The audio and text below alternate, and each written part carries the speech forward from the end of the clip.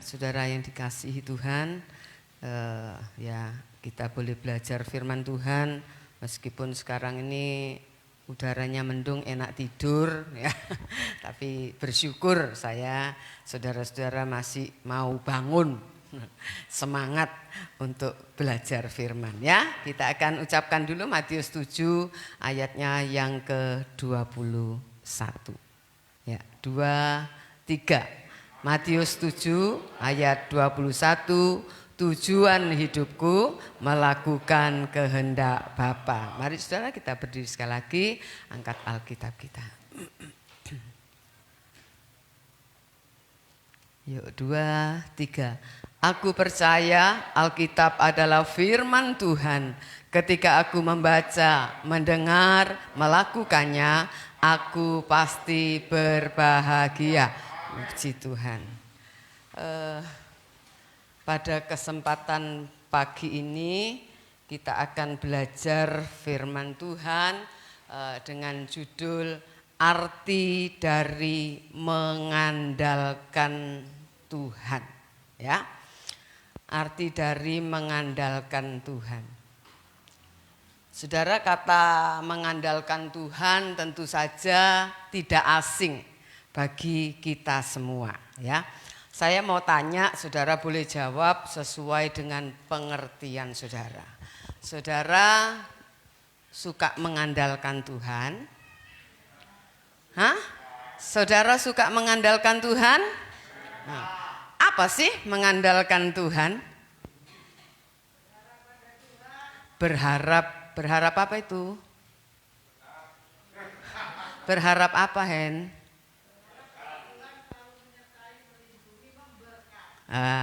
Ada yang lain? Itu pengertiannya Heni. Mengandalkan Tuhan apa? Berserah. Apanya yang diserahkan? Oh, seluruh hidup kita ya. Puji Tuhan. Saudara, memang di dalam kehidupan ini semua orang memiliki masalah ya. Semua orang. Selama kita masih hidup, masalah itu masih ada mengikuti dengan berbagai-bagai versi. Tentu saja masing-masing orang punya masalah. Ada yang masalah ekonomi, ada yang masalah kesehatan, ada yang masalah keluarga, masalah anak ya. Masalah banyak sekali, masalah pegawai, mungkin yang punya pegawai, masalah majikan yang punya majikan dan lain sebagainya. Semua orang memiliki masalah, saudara, dalam termasuk saya. Tetapi saudara, kita perlu berpikir masalah apa yang kita perlu mengandalkan Tuhan supaya Tuhan itu campur tangan dalam hidup kita. Kan tujuannya itu tadi gitu ya. Mengandalkan Tuhan supaya Tuhan campur tangan di dalam hidup kita agar masalah yang kita hadapi itu selesai. Setuju? Umumnya kita berpikir begitu kan? Nah, saya mengandalkan Tuhan ya supaya kalau sakit ya cepat sembuh. Kalau anak-anak nakal ya supaya tidak nakal. Kalau suami melenceng ya supaya tidak melenceng kan gitu ya. Saudara, banyak anak. Jadi kita melihat, saudara, seringkali orang melibatkan Tuhan, mengandalkan Tuhan untuk Tuhan campur tangan di dalam persoalan-persoalan seperti itu. Nah, kita melihat, saudara, sebenarnya kalau kita melihat orang non-Kristen ya, dalam masalah studi, masalah karir, apa saudara, menurut saudara orang-orang non-Kristen pasti gagal karena tidak punya Tuhan Yesus? Hah? Enggak? Setuju enggak?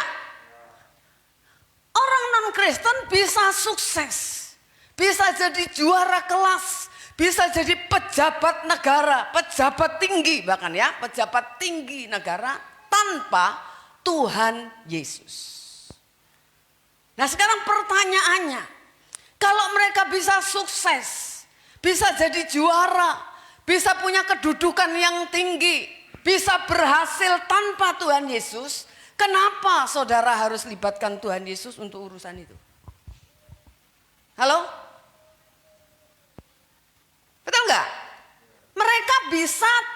tanpa Tuhan Yesus.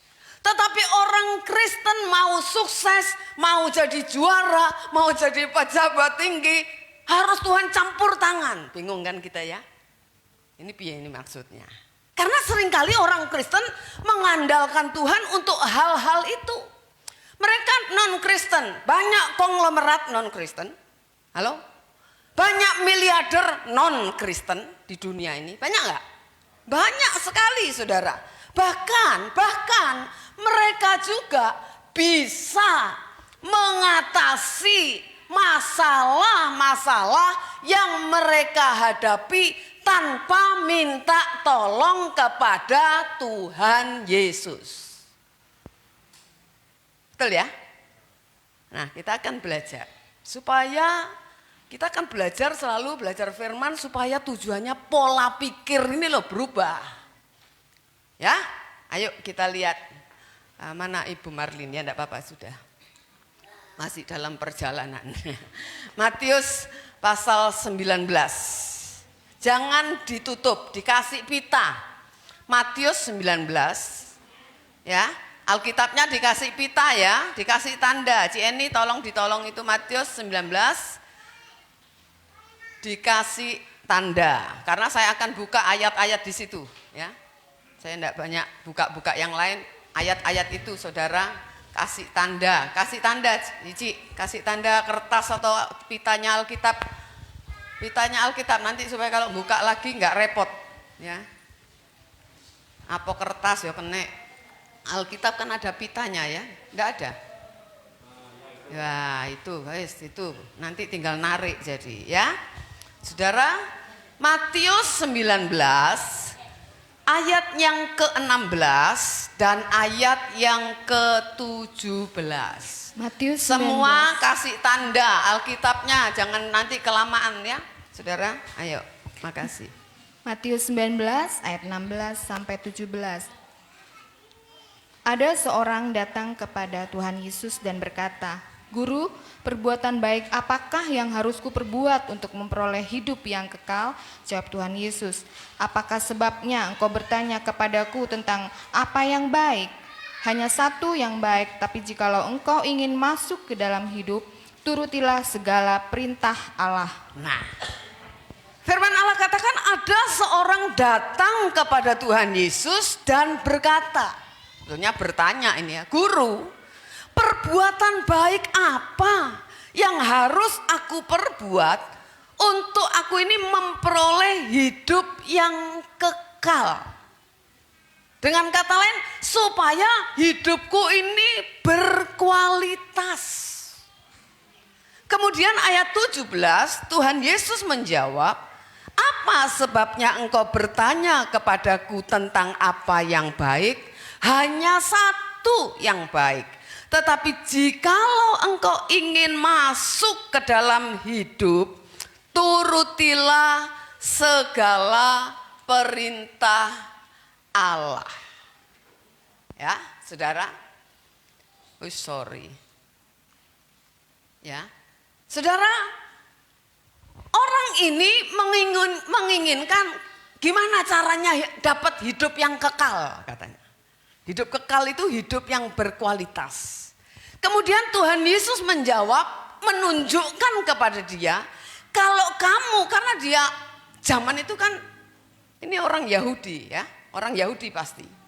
Nah, Tuhan Yesus menunjukkan kalau kamu mau memiliki hidup yang berkualitas, Tuhan bilang apa?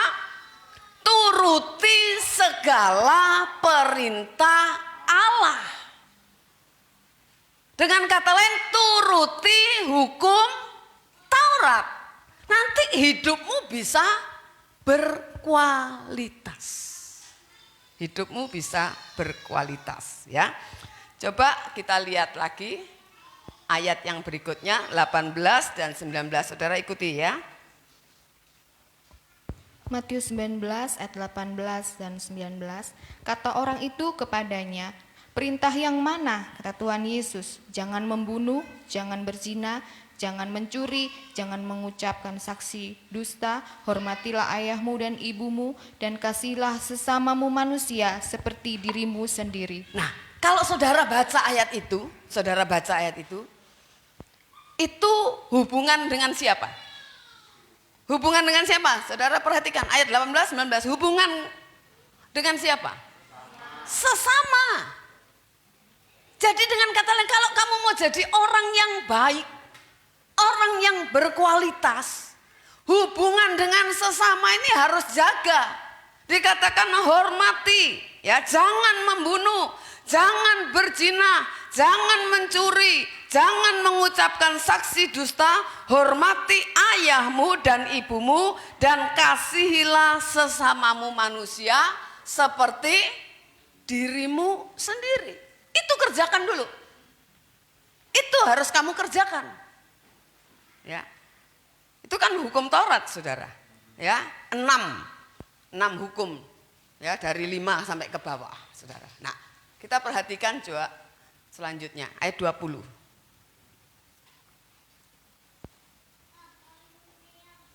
Ayat 19 ayat 20, kata orang muda itu kepadanya, semuanya itu telah kuturuti, apalagi yang masih kurang? Nah, Saudara, hebat ini orang ya. Dia bilang apa? Semua sudah tak turuti itu, sudah kulakukan. Orang ini orang baik bukan? Orang baik, Saudara. Secara hukum loh, dia taat. Ya. Secara hukum dia taat, dia tidak membunuh, dia tidak mencuri, dia tidak berzina, dia hormat kepada orang tua, ya, tidak suka bohong, bersaksi dusta, katakan. Nah, Saudara, kemudian dia berkatakan, kata orang muda itu kepada Tuhan Yesus, semuanya itu telah kuturuti, apalagi yang masih kurang. Kurang apa lagi saya ini? Saya ini sudah baik. Orang kalau melakukan itu dikenal baik pasti dengan tetangganya, betul ya? Dikenal baik oleh masyarakat, Saudara. Nah, dia tanya, kurang apa lagi yang masih kurang. Nah, berarti orang muda ini menginginkan hidup yang lebih berkualitas lagi dari sekedar jadi orang santun. Lebih dari orang yang baik secara hukum. Dia ingin lebih berkualitas dari sekedar orang beragama. Ini orang beragama nih, Saudara. Nah, kita melihat, Saudara, aku mesti apa lagi? Itu udah, semua udah. Aku sudah taati itu hukum-hukum di agamaku, boleh dibilang gitu ya. Sekarang kurang apa lagi? Nah, dia ingin lebih. Saudara, kita lihat ya, ayat 21. 11 ayat 21. Kata Tuhan Yesus kepadanya, jikalau engkau hendak sempurna, pergilah, jualah segala milikmu dan berikanlah itu kepada orang-orang miskin, maka engkau akan beroleh harta di surga. Kemudian datanglah kemari dan ikutlah aku. Nah, Saudara, kata Tuhan Yesus ketika dia tanya, apalagi yang kurang, Guru? Saya harus bagaimana lagi? Tuhan Yesus menjawab, jikalau engkau hendak sempurna. Dengan kata lain, menuruti hukum tidak membuat orang sempurna. Betul enggak? Cuma jadi orang baik, bukan orang sempurna. Kalau mau sempurna harus baik dulu enggak? Iya, baik dulu.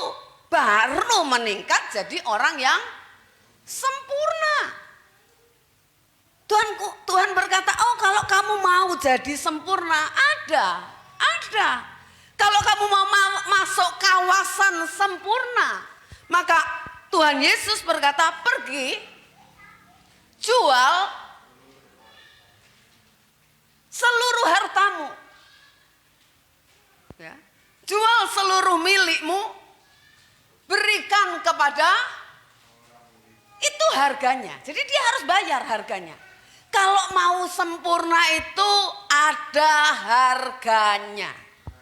Saudara mau sempurna? Ada harganya yang harus dibayar, tidak bisa tidak. Ya. Ini tidak bisa ditawar. Tidak bisa tidak, bayar harganya. Jual semua milikmu. Apa yang kamu punya, bagikan ke orang miskin. Kalau ngomong semua itu tanpa terkecuali, tanpa ada sisa, betul? Ya kan? Tidak ada sisa, namanya segala. Segala apalagi, lebih luas, segala milikmu, apa saja yang kamu punya sudah. Jual semua. Kemudian apa? Bagikan. Bukan suruh simpen. Taruh di deposito, enggak. Jual, bagikan ke orang miskin. Kemudian apa katanya Tuhan? Maka engkau akan beroleh harta di surga. Kamu kehilangan harta di dunia ini, tapi kamu akan beroleh harta di surga. Kalau kamu sudah jual semua, kamu sudah bagikan ke orang miskin, kamu tidak punya apa-apa, balik sini, betul kan ya? Datang kemari, ikut aku. Dengan kata lain, habis. Ini jadi orang miskin lebih miskin dari orang miskin, betul nggak? Orang miskin itu masih punya sesuatu. Ini dibikin habis sama Tuhan. Habis dah, pokoknya ludes. Nah, saudara, kita melihat ya, bukan berarti kalau saudara mau ikut Tuhan Yesus, bayar harganya, pulang dari gereja, jual semua. Bagi-bagi, ya. Bagi, pokoknya duit disebar di jalan supaya tidak repot baginya. Saudara keliling atau saudara sewa helikopter, ya, sebar uangnya semua. Udah turun baru ke gereja. Saya mau ikut Tuhan Yesus, Tante. Oh, bukan begitu. Bukan begitu ya. Ini habis ludes. Artinya kamu kalau mau ikut aku ada harganya, yaitu harus melepaskan diri dari percintaan dunia. Kalau kamu masih terikat dengan dunia, kamu tidak bisa punya harta di sorga. Kebaktian Kemis, Bapak Gembala menyampaikan firman tentang barter. Dunia ini harus dilepas kalau saudara mau ikut Tuhan. Kalau tidak bisa. Sampai mati tidak bisa. Itu percaya saudara. Firman Tuhan yang bilang, bukan saya yang bilang. Jadi dengan kata lain, lepaskan diri dari percintaan dunia itu gimana? Suasana jiwa saudara dan saya ini tidak boleh dipengaruhi oleh fasilitas materi dunia ini. Saudara dan saya tidak boleh terikat dengan kekayaan yang saudara punya. Tidak boleh. Bukan tidak boleh punya banyak loh. Tidak boleh terikat. Punya banyak tidak masalah. Firman Allah katakan kalau kamu sudah melepaskan ikatanmu, baru kamu bisa ikut aku. Lepaskan dulu. Sama dengan gini loh. Kalau saudara punya anjing, punya kambing, saudara ikat. Terus saudara bilang gini aja ikut. Bisa ikut enggak? Bisa ikut enggak? Enggak bisa, harus dilepas dulu itu talinya. Sama dengan kita. Kalau saudara masih digandoli, terikat kuat dengan dunia, dirantai dengan dunia, enggak bisa saudara bergerak ikut Tuhan, enggak bisa. Enggak bisa saudara. Itu sebabnya saudara ikut Tuhan Yesus, kemudian Tuhan bilang ikut aku. Ikut apa? Gaya hidupku. Aku ini loh pribadi yang enggak terikat dengan apapun di dunia ini, betul ya? Kalau kita pikir Tuhan Yesus itu yang punya segalanya kan? Alam semesta beserta dengan isinya. Tetapi dia turun ke dalam dunia, dia tidak merasa dikatakan kesetaraannya dengan Allah itu sebagai milik yang harus dipertahankan. Jadi kita ini harus belajar. Saudara harus mulai belajar melepaskan hati saudara dari percintaan dunia. Dari fasilitas materi yang saudara punya. Saya pernah katakan kalau orang itu bisa tidak terikat, loh namanya tidak terikat merdeka enggak? Ya toh? Kalau bilang anjing itu dirantai biasanya, kalau dilepas dia kan merdeka, mau ke sana, mau ke sana. Tapi kalau kita kan bukan mau terus bebas merdeka untuk hidup semaunya. Ikuti jejaknya Tuhan, kan gitu ya. Amin, saudara. Ya, saudara, jadi kita melihat ya, orang yang masih terikat percintaan dunia ndak mungkin bisa ikut Tuhan Yesus secara serius. Sudah berani taruhan saudara, 100% tidak akan bisa. Dengan kata lain, orang seperti itu, kalau orang terikat dengan percintaan dunia, tidak mungkin bisa jadi orang Kristen sejati. Kristen gadungan ya bisa, Kristen palsu bisa, tapi Kristen sejati tidak bisa. Tidak bisa. Saudara boleh ke gereja, saudara boleh setia, saudara boleh terlibat pelayanan, tapi kalau hatimu terikat percintaan dunia, saudara dan saya tidak bisa ikut Tuhan sebagai Kristen sejati. Tidak bisa. Tidak bisa, saudara. Ya, coba kita lihat ya. Lukas. Jangan ditutup ya, nanti kita kembali ke situ soalnya. Kasih tanda ya.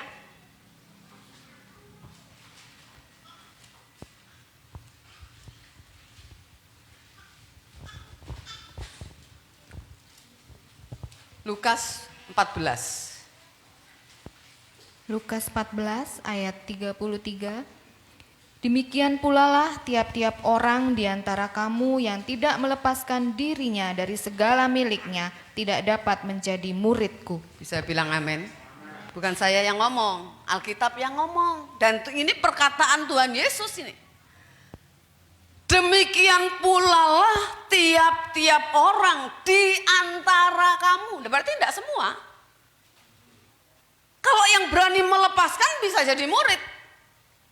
Firman Allah katakan, yang tidak melepaskan dirinya dari segala miliknya tidak dapat menjadi muridku. Yang ikut Tuhan Yesus itu banyak enggak ya? Banyak sekali. Kemana Tuhan pergi, ribuan orang datang. Wis ngikut aja pokoknya. Saya mau tanya, yang jadi murid banyak enggak? Enggak. Saudara tahu apa yang mereka lakukan? Kalau dulu secara fisik, secara fakta, Petrus itu betul-betul saudara kan ketika, ayo ikut aku akan jadikan kamu penjala manusia. Apa yang dilakukan? Tinggalkan jalannya, tinggalkan perahunya, tinggalkan keluarganya loh. Petrus punya mertua, berarti punya keluarga, betul enggak? Lalu ikut Tuhan. Kalau kita pikir secara manusia, secara logika, enggak bertanggung jawab ya kepada keluarga. Tapi enggak, ini gambaran saudara. Betul-betul mereka melepaskan semua. Matius, si pemungut cukai. Ketika Tuhan Yesus berkata, Matius, Lewi ikut aku. Apa yang dia lakukan? Firman Allah katakan apa? Dia tinggalkan meja cukainya, betul? Lalu ikut Tuhan Yesus. Tinggalkan pekerjaannya, saudara.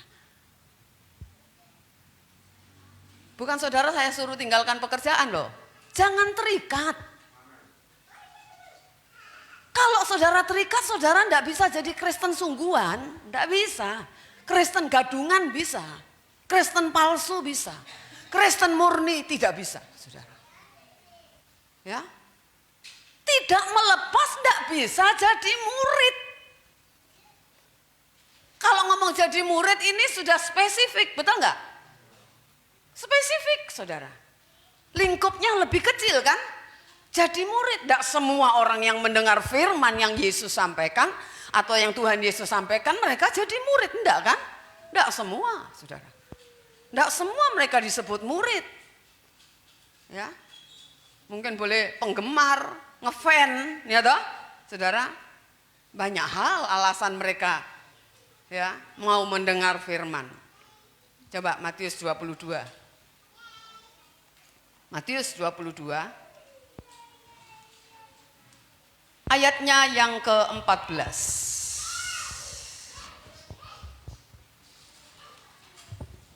Matius 22 ayat 14. Sebab banyak yang dipanggil tetapi sedikit yang dipilih. Nah, semua orang seluruh dunia ini dipanggil untuk ikut Tuhan Yesus. Betul nggak? Semua. Semua. Tetapi firman Allah katakan banyak yang dipanggil tetapi sedikit yang dipilih. Dengan kata lain, semua yang dipanggil tapi tidak semua terpilih. Seperti orang sekolah, apalagi mau masuk fakultas, universitas, oh formulir itu sebanyak-banyaknya dijual. Nampungnya misalnya cuma 1.000. Oh 10.000 dilepas saudara formulir itu, betul nggak? Ya. Untuk dapat duit toh. Tetapi sebetulnya 1.000, kuotanya cuma 1.000. Bukan berarti Tuhan punya kuota, enggak loh. Tuhan tuh enggak punya kuota gini, oh sak dunia ya 1 M lah. Lebih dari itu, oh enggak. Sebanyak-banyaknya. Asal apa? Masuk bilangan orang-orang yang terpilih, saudara. Sedang kita ini umat pilihan. Saudara saya katakan bisa jadi Kristen itu saudara sudah termasuk umat pilihan. Tapi belum tentu terpilih. Sama seperti sekolah saya katakan oh iya dari sekian pendaftar 1.000 yang dipilih misalnya. Masuk, sudah 1.000 bisa masuk universitas itu. Tapi ketika ada lomba, tidak semua 1.000 itu dipakai. Betul enggak? Terpilih dari sekian orang yang unggul dipilih, saudara. Ya. Jadi kita harus belajar, saudara. Ketika mendengar, saudara baca lagi coba ayat yang ke-22 ya. Matius, ayo Matius 19. Buka lagi Matius 19. Ayat 22. Matius 19 ayat 22. Ketika orang muda itu mendengar perkataan itu, pergilah ia dengan sedih sebab banyak hartanya. Nah, ketika orang muda ini mendengar harga jadi sempurna, harga mengikut Tuhan Yesus, Alkitab katakan dia tidak bersedia lalu pergi dengan sedih karena apa? Banyak hartanya. Banyak hartanya. Dia lebih terikat kepada hartanya daripada dia lepaskan. Kemudian Tuhan Yesus bilang, kamu kalau lepaskan semua, kamu akan dapat harta di sorga. Bukankah kita seringkali juga berpikir gitu? Iya itulah nanti harta di sorga. Sekarang penting harta di dunia. Saya hidup ini untuk cari harta dunia, tante. Ya harta di surga kan nanti setelah mati. Urusannya kan lain. Saudara, untuk saudara terima harta di surga, urusannya di dunia ini. Urusannya sekarang, bukan nanti. Kalau dari sekarang kita hidup, kita tidak punya deposit, kita tidak punya tabungan harta di surga. Katakanlah kalau masuk surga, tidak punya tabungan.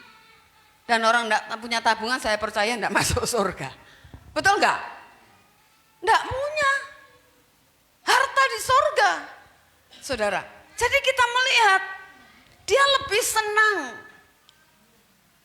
menikmati harta dunia, terikat dengan harta dunia ini daripada dia tidak tertarik harta di surga, tidak tertarik. Saudara tertarik enggak ya?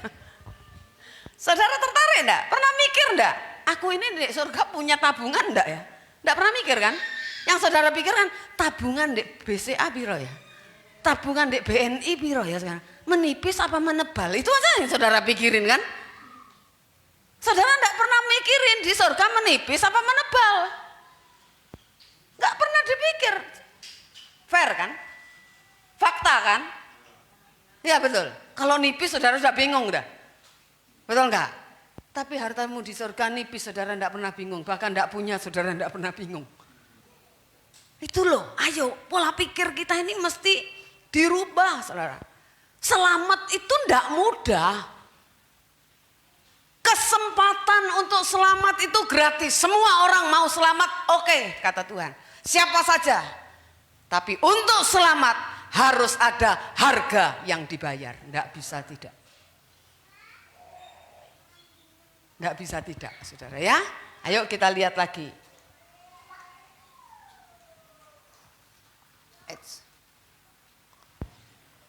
Nah, saudara, 23, 24. Ayat 23 dan ayat 24. Matius 19 ayat 23 sampai 24. Tuhan Yesus berkata kepada murid-muridnya, "Aku berkata kepadamu, sesungguhnya sukar sekali bagi seorang kaya untuk masuk ke dalam sorga."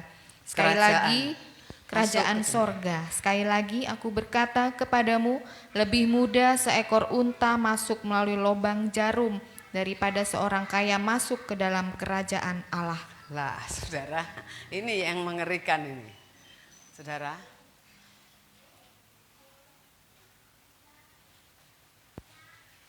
Oh, sorry. Yesus berkata kepada murid-muridnya yang sudah tinggalkan semua. Aku berkata kepadamu, sesungguhnya, bukan cuma sukar loh. Sukar sekali loh. Sukar banget.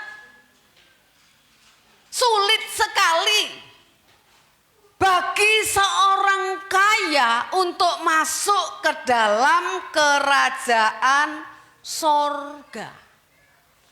Tuhan kasih kiasan, lebih mudah seekor unta masuk lubang jarum.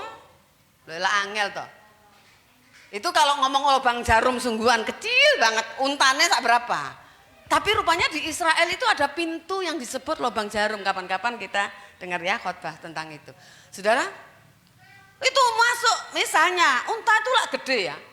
Lah lubangnya ini 3 tehel ini segitu, lah repot sih mau masuk, saudara. Betul lah. Kalau unta yang tinggi gitu, sapi angel saudara masuk ke situ ya.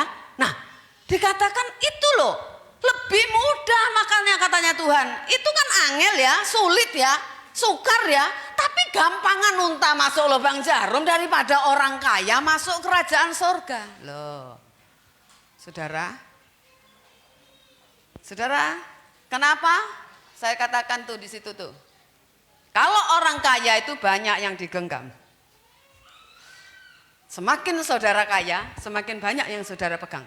Benar enggak? Semakin orang kaya khawatirnya juga semakin besar. Terus kita mungkin berpikir gitu. Wah, nah gitu orang miskin lebih gampang masuk surga. Tuh, kalau secara logika memang, karena tidak banyak yang digenggam. Kalau suruh ngelepas lebih gampang. Ayo coba, saudara bilang misalnya, Minggus ya punya 1000 sapi. Bos, jual semua Gus. Marlin, ayam cuma 1. Jualin, mana lebih gampang ngelepasnya? Yang jual ayam 1. Ya petik mek sitok ya lah cincai katanya orang ya. Ya wis lah. Lho sapi 1000, kok dhisik 1 boleh tante. Tapi kalau 1000 suruh jual semua. Iya Marlin enak, cuma 1. Lah yang punyanya cuma 1 memang. Ya kan? Ayam lagi bukan sapi. Terus saudara mungkin pikir kalau gitu enak jadi orang miskin. Loh, kalau secara logika memang lebih gampang orang miskin itu melepas. Orang kaya itu ninggal rumah khawatirnya lebih banyak daripada orang miskin. Orang miskin itu kadang-kadang rumahnya tidak ditutup. Saudara. Katanya ada yang bilang gini, oh, kalau dulu ya Bu Nining rumahnya masih tidak bagus ya Bu Nining. Pernah bilang kan ke saya, biar orang mau masuk apa yang mau diambil. Loh betul nggak? Halo? Ya, apalagi naik goboknya sudah reot apa? Bolong-bolong apa yang mau diambil? TV ndak ada, semua ndak ada. Masak pakai kayu bakar apa? Mau ngambil kayu bakar? Ya, dandangnya sudah welek, meot-peot, ya loh. Apa? Biar ndak dikunci. Ya, ada maling 10 lewat aja, saudara, tidak kira masuk, saudara. Ya, paling kalau ketemu gitu masuk, keliru masuk, kalah lah, kalah gitu, kalah kakak bila gitu ya, suruh kalah kabeh, saudara ya, suruh ambil semua, ya, saudara. Tapi kalau orang banyak hartanya, lupa ngunci rumah, saudara sudah jalan sampai Besukui, balik enggak? Balik enggak? Balik, saudara. Ojo sampai Besuki, rodo ado mana ya balik, saudara. Ya telepon kalau ana uang, lek gak ana uang. Lah kita lihat toh, kekhawatirannya besar toh. Tapi ingat, saya katakan memang orang miskin lebih gampang masuk surga, kerajaan surga. Tapi orang miskin yang pengen kaya juga sukar masuk surga. Halo, saudara pengen kaya?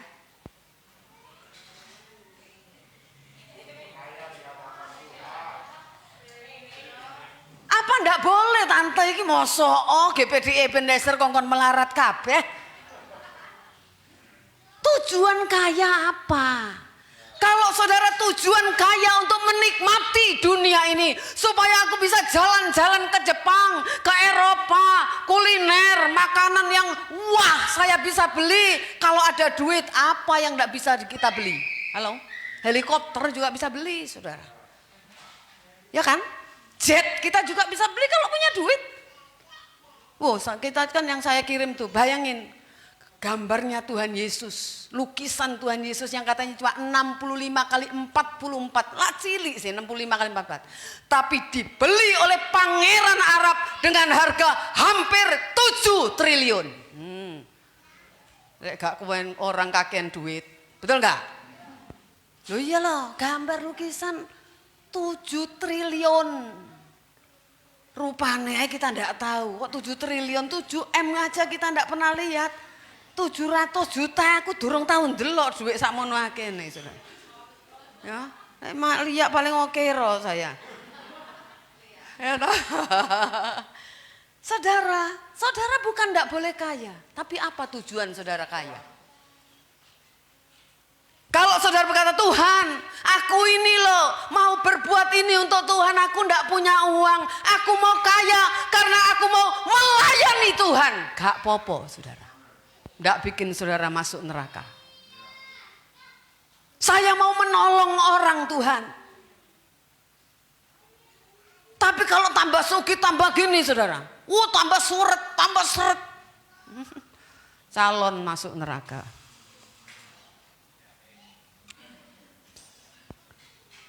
Jari jahe katanya. Ya saudara, jadi ayo.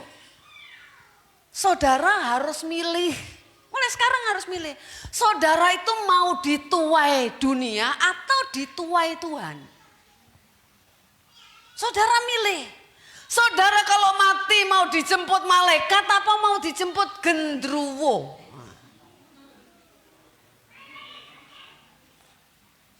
Milih ya. Halo? Bahkan kalau orang istimewa dijemput Tuhan sendiri loh. Saudara lihat Stefanus ketika dilempari batu? Dia lihat apa? Tuhan berdiri, bukan duduk. Berdiri, itu penghormatan. Ya, kalau orang nyanyi suara bagus, musik bagus, orang enggak usah disuruh standing applause katanya. Berdiri tepuk tangan, betul ya? Sebagai penghormatan. Kenapa kalau ada pejabat masuk saudara suruh berdiri? Kan penghormatan. Manten masuk saudara suruh berdiri kan? Penghormatan saudara. Saudara mau dijemput siapa? Saudara yang milih mulai sekarang. Kalau mau dijemput Tuhan, mau dijemput malaikat paling tidak. Mulai sekarang milih, katakan Tuhan aku mau. Kalau Tuhan panggil aku, ndak dijemput setan gondol, ndak.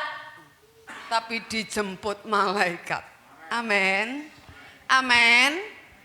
Kalau saudara tahu saudara dijemput malaikat atau dijemput Tuhan sendiri, saudara mati enggak kira takut. Betul enggak? Kalau sudah tahu, takut enggak? Kalau sama dengan saudara pergi ke suatu tempat loh, kita ke surga itu kan belum pernah pergi ke sana toh. Pergi suatu tempat, apalagi kalau ngomong luar negeri, bukan luar negeri lah, Indonesia aja lah yang asing bagi saudara, saudara tidak punya kenalan. Saudara misalnya pergi Medan gitu aja, saudara tidak pernah tahu Medan itu kayak apa. Saudara kan pasti tanya, saudara disuruh ke sana, saudara kan tanya gini kan, siapa yang jemput saya? Nanti di bandara saya jemput siapa? Di terminal saya dijemput siapa? Betul nggak? Makanya saudara lihat, entah lihat di film, entah lihat saudara yang pernah ke bandara, kalau orang nggak kenal yang jemput, pakai tulisan nih, Marlin. Wah, gini ya, betul nggak? Ini yang jemput, saudara. Tapi kalau nggak ada, posang saudara, benar nggak? Wah, bermarah, gitu kan gitu saudara. Siapa yang mau jemput saya ini? Bingung kita. Apalagi kalau dibilang gini, nanti yang jemput yang ngasih alamat. Minta alamat saudara tidak dikei. Kalau ngasih saya, sekarang ada map. Nah, saudara bisa ketik. Nanti yang jemput yang bawa alamatnya. Nah, yang jemput saudara tidak ketemu. Bingung enggak? Mau pulang duit tidak ada lagi. Sudah cuma berangkat tok. Bambung enggak kita ini? Ya toh? Sama. Kalau saudara mati, saudara harus tahu pasti siapa yang menjemput saudara. Tidak takut saudara. Banyak orang itu mati ketakutan loh. Banyak loh saudara. Ya, jadi hati-hati ya. Jadi selamat itu tidak mudah. Harus berjuang.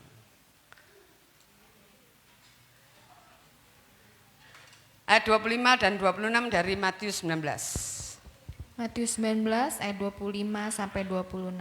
Ketika murid-murid mendengar itu, sangat gemparlah mereka dan berkata, "Jika demikian, siapakah yang dapat diselamatkan?" Tuhan Yesus memandang mereka dan berkata, "Bagi manusia hal ini tidak mungkin, tetapi bagi Allah segala sesuatu mungkin." Wah, ketika murid-murid mendengar apa yang Tuhan Yesus sampaikan kepada pemuda kaya ini, firman Allah katakan gempar, bukan cuma gempar, sangat gempar. Bukan berarti kalau ngomong sangat gempar bukan cuma muridnya, semua yang dengar, saudara. Mungkin kalau sak kesik dulu, ya apa selamat kok, angel leram gitu ya. Sulit banget ternyata selamat ya. Sampai mereka terlontar pertanyaan. Jadi jika demikian, siapa yang dapat diselamatkan Tuhan? Kalau syaratnya seperti itu, sopo sing iso selamat? Alkitab katakan apa? Tuhan Yesus memandang mereka dan berkata, bagi manusia hal ini tidak mungkin. Saya mau tanya, bagi saudara, ini aja dah. Tidak usah ngomong yang kaya-kaya konglomerat dah. Ya, ayo sini ada yang biasa, ya anggap aja menengah ke atas, saudara. Berat enggak? Harus tidak terikat dunia, berat enggak? Yang sekolah berat enggak? Berat kan? Semua berat. Tapi Tuhan bilang gini, bagi manusia memang enggak mungkin. Berat, sulit, angel banget. Tapi bagi Allah segala sesuatu mungkin. Nah sekarang kita belajar. Jadi, saudara, saya tulis enggak ya? Oh enggak, saya ngomong aja. Jadi, dengan kata lain Tuhan itu mengajarkan kita demikian. Kalian yang sudah jadi Kristen, kalau melibatkan Tuhan, kalau minta Tuhan campur tangan, jangan untuk hal-hal yang bisa dilakukan oleh manusia. Jangan minta tolong Tuhan untuk masalah dunia yang fana. Saudara mau sukses, saudara mau jadi orang berhasil, yang sekolah mau pinter, mau jadi juara, rajin, yang kerja rajin, jujur, ulet, saudara pasti sukses. Ya Yuda itu banyak pegawainya. Saya mau tanya, kalau punya pegawai jujur, ya toh, rajin, kamu sayang enggak? Berani bayar lebih mahal dari yang lain enggak? Berani, saudara. Halo? Ini loh. Kalau orang itu jadi pegawai, punya integritas, bos itu enggak eman, saudara. Halo? Benar enggak? Ya kok Guanli? Ya, saudara. Saya dulu pernah kerja di Surabaya, jadi kasir ya. Yang bagian ngambil duit itu kayak preman, saudara. Ngambilnya tuh kalau zaman dulu loh, waktu itu saya baru lulus SMA, ya. Kan masih tahun ya 70-an, kan duit puluhan juta itu gede banget, saudara. Emas baru berapa harganya? Tapi itu temennya sekolah katanya, temennya bos. Biar temennya sekolah kalau enggak kena dipercaya kabur dia, betul enggak? Iya kan? Semakin dipercaya, semakin ya kepercayaannya lebih pasti. Saya lihat ada orang-orang, ada bos-bos ya, kalau sudah percaya, ya bisa loh buka kas itu untuk ikut nyusui, betul ya? Iya kan? Ya saudara, saya pernah lihat itulah. Nah jadi kita ini juga saudara, coba ayo belajar. Karena apa-apa yang kamu tabur kamu tuai. Tidak ada orang males berhasil, tidak ada. Kalau kamu nabur males mana bisa mau sukses, tidak bisa saudara. Harus rajin, harus giat, harus ulet. Tidak gampang putus asa. Kalau mutungan, tahu mutungan ya? Gampang putus asa. Patah semangat, gampang patah semangat. Alah, tidak bisa. Saudara buka pecel lari-lari sebelahnya dodol pecel. Wah saingan, ganti yuk dodol sego campur loh. Biar sama-sama pecel. Kalau rasanya lain, laris mah tetap laris. Saudara harus buat inovasi, betul nggak? Bukan tutup. Halo, iya Pak? Iya saudara, ya kan saudara. Jadi kita lihat apa yang kamu, orang sukses, orang jadi juara di dunia ini. Sebagian besar bukan orang Kristen, tapi mereka bisa sukses, bisa jadi juara. Juara apa saja? Karena mereka berjuang. Amin, amin. Ya saudara. Apa saja? Dalam hal apa saja saudara? Mereka berjuang, makanya bisa jadi sukses. Lah orang Kristen ini kadang-kadang kebablasan, saudara. Kebablasannya apa tante? Gini loh kebablasannya. Orang Kristen itu lupa kalau orang Kristen juga harus tunduk kepada tatanan Tuhan, aturan main Tuhan. Apa yang kamu tabur, kamu tuai. Banyak orang Kristen gini, ya kita kan anak Tuhan, puji Tuhan anak Tuhan, kerja mah enggak usah ngoyo. Anak Tuhan, anak raja di atas segala raja, pasti sukses. Loh, tapi banyak yang gitu. Mereka kan enggak doa tante, saya doa sebelum buka toko. Tuhan berkati dengan limpah Tuhan. Ono enggak doa. Aku duit Tuhan Yesus loh. Tadi kita sudah belajar di awal. Non-Kristen bisa sukses, bisa jadi miliarder, bisa jadi orang-orang besar di dunia ini tanpa Tuhan. Jepang itu loh, nyembah matahari. Negara yang sukses kan? Halo? Nggak nyembah Tuhan Yesus, nyembah matahari. Negara sukses. Saudara. Ayo kita belajar, jangan gitu kerja setengah-setengah, belajar setengah-setengah. Yang penting nanti doa habis belajar, ulangan sak buku ya setengah aja. Nanti setengahnya bagian Tuhan, enak aja. Saudara, saudara kita harus ngerti, jangan kita berkata Tuhan pasti tolong, ya. Hasilnya pasti baik karena kita punya Tuhan Yesus. Tidak boleh loh. Halo? Itu salah loh. Itu salah saudara. Loh apa tidak boleh? Misalnya saya kasih contoh gini, saudara berdoa, Tuhan Yesus, jaga kesehatan saya Tuhan, supaya saya sehat sampai tua. Kalau saudara bisa dengar suara Tuhan, kamu yang harus jaga kesehatanmu, enak aja. Betul nggak? Kamu yang harus jaga, bukan saya. Tuhan bilang jaga pola makanmu, pola hidupmu, jaga. Di luar kemampuanmu, aku yang bertanggung jawab. Amin. Amin. Ya saudara, saudara kerja keras. Saudara rajin, saudara jujur. Lebih dari itu yang saudara tidak mampu, bagian tangan Tuhan campur tangan di dalam hidup saudara. Boleh katakan gini, saudara tidak usah minta, pasti Tuhan campur tangan. Setuju? Hidupmu benar, sesuai dengan apa yang Tuhan mau, pasti saudara. Pasti Tuhan campur tangan. Saudara mau enggak gini, anak-anak ya pulang nih. Tata pulang. Ya buat Tata contoh ya. Mama aku ada PR. Oh iya PR? Iya. Mama kan hebat. Mama kan andalanku. Mama yang nanti ngerjain ya. Loh kita sama Tuhan Yesus kan sering kali gitu. Tuhan Yesus kan hebat. Luar biasa, maha kuasa. Ditambah lagi ayat ini suka dipakai, tidak ada yang mustahil bagi Tuhan. Apa yang Tuhan tidak bisa kerjakan? Tak kekno kabeh.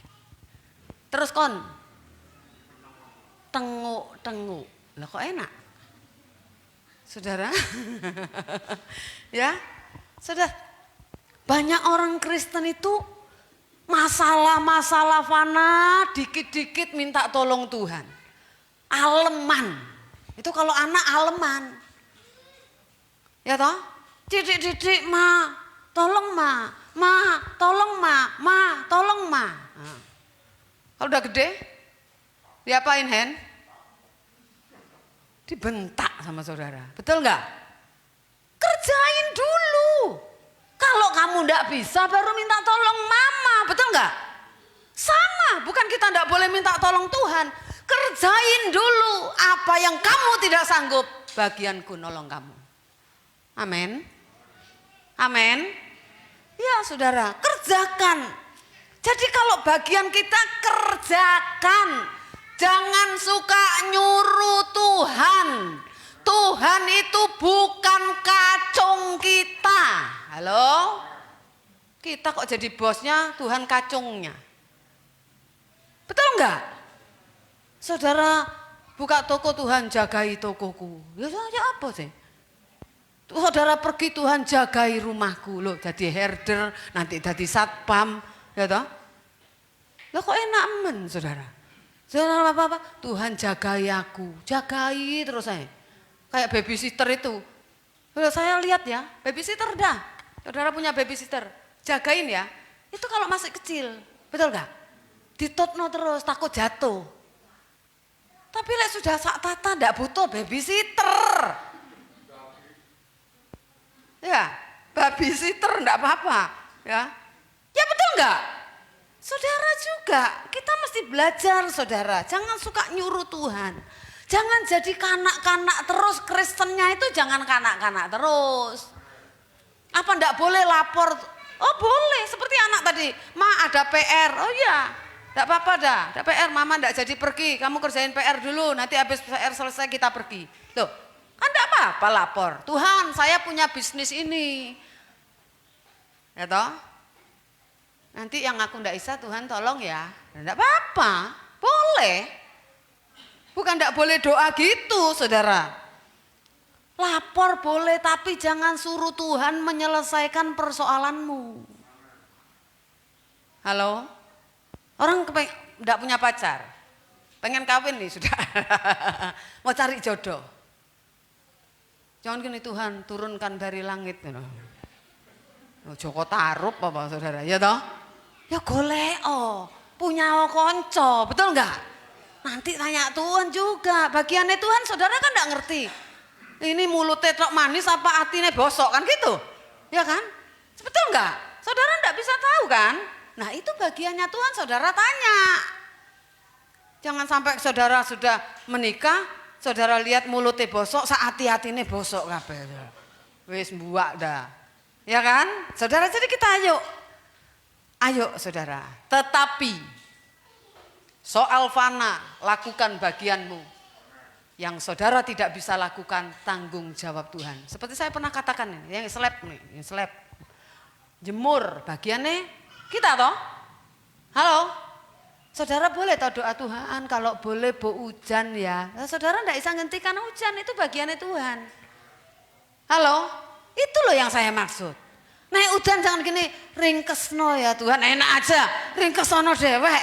Oh enak men. Moro-moro didatengno angin, kan Tuhan maha kuasa sih. Ayolah Tuhan, sebul masuk gudang.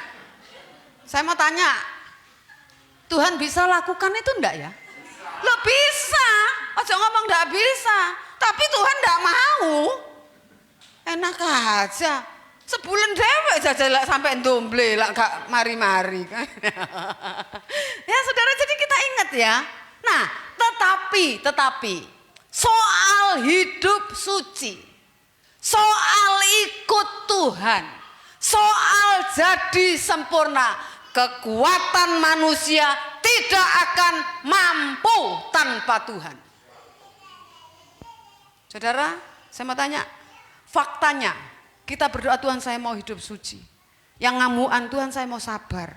Yang suka bohong kita bilang Tuhan saya mau belajar jujur. Faktanya sering gagal apa enggak? Gagal. Makanya saudara butuh campur tangan Tuhan.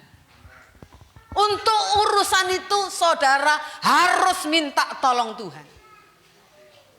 Karena bagian kita ada, kita lakukan. Tapi kalau saudara mau suci dengan kekuatanmu sendiri, saya mau jaga mulut ini tidak ngomong sembarangan. Itu angel saudara. Ketika saudara dibuat orang marah, perkataan saudara keluar kan? Itu kan tidak gampang. Itu perlu minta tolong Tuhan. Jadi soal kerjaan, soal segala macam, saudara lakukan bagian saudara. Amin. Ya. Haleluya. Filipi 4 ayat 13. Filipi 4 ayat 13. Ayat terakhir. Filipi 4 ayat 13. Okay. Segala perkara dapat kutanggung di dalam Dia yang memberi kekuatan kepadaku. Nah, segala apa yang saudara rasa tidak mampu, saudara bisa mampu. Karena apa? Karena ada kekuatan Tuhan yang menopang hidup saudara. Amin. Amin. Mau selamat itu angel. Mau jadi orang benar itu angel. Mau jadi orang suci itu angel. Mau jadi orang taat itu angel. Maka perlu Roh Kudus ditaruh di dalam hidup saudara untuk membantu saudara, memberikan energi untuk saudara mengerjakan keselamatan dengan takut dan gentar kepada Tuhan. Amin. Ayo andalkan Tuhan bukan untuk hal jasmani, tetapi perkara-perkara rohani yang membawa saudara tiba di dalam kerajaan sorga. Tuhan memberkati kita. Mari pemain musik